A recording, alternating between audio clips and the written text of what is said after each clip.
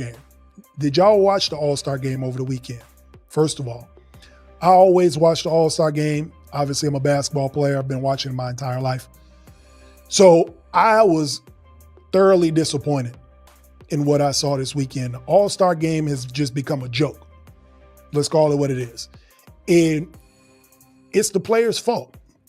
So if you did watch it on TV, you heard Draymond get mad saying, these young guys are playing in this All-Star game and they don't even deserve to be in it, the rising stars. This is silly. Well, it's y'all fault. It is this generation's fault why the NBA All-Star game is so bad. It's a bad TV product. It's gimmicky as hell, and it's become a joke. So everything has had to change because of y'all efforts. I remember back in 2001 when probably the best All-Star game ever, at least in my lifetime. This was the All-Star game where Allen Iverson, Stephon Marbury, and the East took over the second half and had a great comeback against Kobe, Tim Duncan, KG, all these monsters in the Western Conference. They came all the way back, made the game exciting. It was competitive. Nobody was worried about getting hurt. They were playing for pride. It was a fun game. It was the best players in the world competing, and they made the game fun. Still had all the highlights, and it was exciting TV. And this generation of NBA players have moved away from that. And I don't know why, but it starts at the top. So you have to blame the faces of the league. You have to blame the LeBrons, the Stephs, the KDs. You have to blame these guys. They are the faces of the league. And the state of the NBA right now, these All-Star games are a joke. So because the players don't give a damn about the game, the NBA is forced to make this tournament style that y'all saw over the weekend, where you get a rising stars team, the young players that don't even deserve to be playing in the All-Star game. And then you get these first-time All-Stars who play in this tournament style game to 40 points, like a pickup game. Now, the downside to that is this. Y'all think y'all solved the problem of competition because they got to play to 40 points. But the team that lost, so like Tyler Hero, Cade Cunningham, all these first-time deserving All-Stars who worked their whole life to play in an All-Star game to be considered one of the 24 best players in the world, they got to play for 15 minutes. And then they were out because it's tournament style, so they didn't get to play the rest of the night. Stupid, right? So, but this is all because of the fault of the players in this generation of basketball that we have to do all this gimmick, all these gimmicky things. So now players that deserve to play in All-Star games get 15 minutes of TV time, and then they got to sit the rest of the time and watch everybody else play. Garbage, right? So what happens? Those 15 minutes that you get of Tyler Hero, Cade Cunningham, these first-time great players, they got to sit and watch the rest of these teams play. LeBron waits till the last minute, literally hours before the All-Star game, to announce, I'm not playing an All-Star game. So now Adam Silver doesn't have time to go get an alternate, maybe a Devin Booker, maybe Norman Powell from the Clippers, some other players that may have been on the cusp, maybe snubbed, could have got an opportunity to play in an All-Star game. But because LeBron waited 2 hours or whatever before tip-off to announce he wasn't playing, we don't get an alternate. But that doesn't surprise me. That's the type of guy he is. He does selfish things like that, make it about himself. He knew he wasn't going to play. So he could have been said he wasn't going to and could have allowed them to play. Anthony Davis did it, right? So Giannis did it. And he always seems to find a way to make something about him, which rubs me the wrong way. So that you had that going on. Then with all the other gimmicks that's going on, Kevin Hart, this dude gets less and less funnier the older he gets. All right, to me, it's getting to a point where it's annoying. We don't need you at the All-Star game. You don't play basketball, right? You're the smallest guy in the gym. So everybody's just towering over you. Like, that's the joke in itself. So with that, you get Kevin Hart trying to be funny, interrupting everybody that's a part of basketball. And it's just, it just took away from basketball itself. So remember, what I always tell y'all, owners always tell us how they feel about players by their actions. So here's some stats from the All-Star game. The intro took 30 minutes. The pregame conversation, the build up to the game, took another 10 minutes. Then in between these tournament games, Mr. Beast did a promotion for $100,000, half-court shot. Congrats to the kid that won the $100,000. That took an extra 5 minutes. What's some other stats we got? Okay, the performers. We always get performers in the host cities, so shout out to the Bay Area, E40, Too Short, everybody that performed. That added another 6 minutes to the actual All-Star game. Then they did an impromptu inside the NBA tribute that Kevin Hart was a part of, made everybody uncomfortable. Like, he's bringing out signed jerseys and frames, and he's telling Shaq and Kenny and all them, here, grab your gifts, hold all this stuff while I continue to talk and try to tell jokes. That took another 9 minutes. Then you got to analyze the game. That adds up to about another 22 minutes of NBA All-Star game time. Then you got to add commercials and ads. That added another 80 minutes. Do you notice with all of that stuff I just said, I said nothing about the basketball game itself? Right? The actual basketball being played was only like 40 minutes. 40 to 42 minutes of basketball.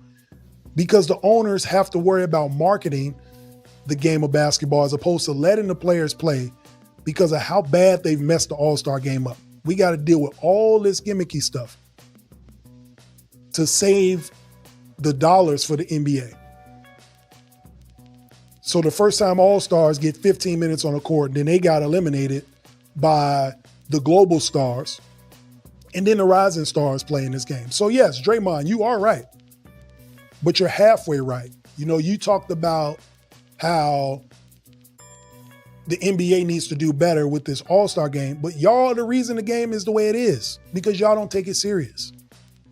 Ain't nobody saying go out and dive for loose balls, hurt yourself to play. You're professional basketball players. I'm pretty sure y'all know how to go out and play basketball and not hurt each other, right? So it's been happening since the 60s, since the Bill Russell days. They've been able to go out and play in an All-Star game and make it competitive and fun, East versus West, none of the gimmicks, and go out and compete. And it starts at the face of the leagues. When Kobe and Tim Duncan in the early 2000s, the Vince Carters, when they were the face of the league, the All-Star games was good because they wanted to compete against each other. The Tracy McGradys, the Iversons, they wanted to compete. And now, for some reason, this generation of basketball doesn't want to compete against each other. And that's why we get 100 minutes of BS and 40 minutes of basketball at an NBA All-Star game. It's a terrible TV product, and it's a joke because of the NBA players themselves. Self-inflicted. So there is a silver lining to this though, right? There is a way to fix this. Unlike Sunday where you lose all the history of All-Star weekend, you can't even keep track of, scoring records anymore or minutes played or any of that stuff because these little individual 40-point games only lasted 10 minutes. So Steph won MVP, and in the last segment of the championship, he had 12 points. Come on, man. So it's a joke. But there is a silver lining. There is a way to fix this. And so this is what they should do. Next year, do the 12 best American NBA players, and that is USA, Team USA, and make it USA versus the world. You still do 24 players. You still have a voting system the same way, but you vote for the 12 best American-born players and the 12 best foreign players. And you make it competitive that way. USA versus the world. And now we see if these players are going to play with some pride, represent the U.S. These other countries that want to beat the U.S. in basketball adds a little bit of animosity to it, but fun because they're still in the NBA together, right? They should just change it to that. Next year, they've already set the NBA All-Star game to be in L.A. So the next year, 2027, it could be in Canada. Then after that, it can be in Europe. Then it can be in Asia. et cetera, et cetera. Move it around the world. NBA basketball is a global game. There's over 1 billion fans in China that love basketball. So you got the Asian market. We got NBA Africa already. We already got NBA. We got European players. You can have it in so many different places around the world. Paris, they accept basketball with open arms. The face of the league is about to be Wemby in a couple years, and he showed you he wanted to play. So I'm really looking forward to this next generation. Hopefully Wemby is at the forefront of the competition, and they bring back the NBA All-Star game where these guys actually like to compete. But I think that's a way to get this thing turned around. USA versus the world. Get your 12 best Americans, 12 best foreigners, head to head, and they go at it in different parts of the world every year. And we see who wins the All-Star game. You still got the best players in the world. You still got all-stars from the league, but we get to see them actually compete and play against each other.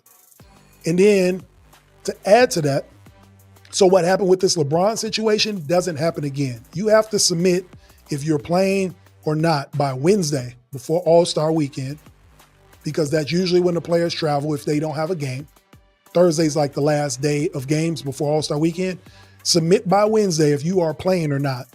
That way the NBA can add another alternate into the game and give them the opportunity to play and play a real basketball game, right? 48 minutes, 12-minute quarters, get coaches, get the players involved, let these dudes compete, actually play. We don't need any of this gimmicky stuff. We don't need none of this total score, breaking it up into tournaments. We don't need none of that. That's a desperate attempt to try to make something happen, right? Basketball fans want to see basketball be played.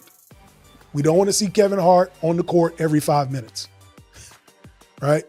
We don't want to see YouTube sensations on the court every 5 minutes. We don't want to hear bad jokes. We want to see good basketball. So I think that's the first step, bringing it back. It's becoming a global game.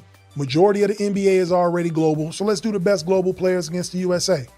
We invented the game. Let's see how good they are. And let's see if we can compete and make this game the way it used to be back when I was a kid growing up watching. So y'all let me know what y'all think about that. Do you think that, A, who's to blame for the All-Star game? Do you think it's the players? Do you think it's the fans? Do you think it's the league office? And then B, do you like my suggestion of how to change it up, US versus world, and go to different parts of the world every year hosting an All-Star game? We host it in different cities. Let's do it all over the world. It's not like they ain't got the money to do it. So y'all let me know what y'all think. You can always comment here on YouTube or Rumble, and you can always comment on social media. Make sure you like, share, subscribe, and follow.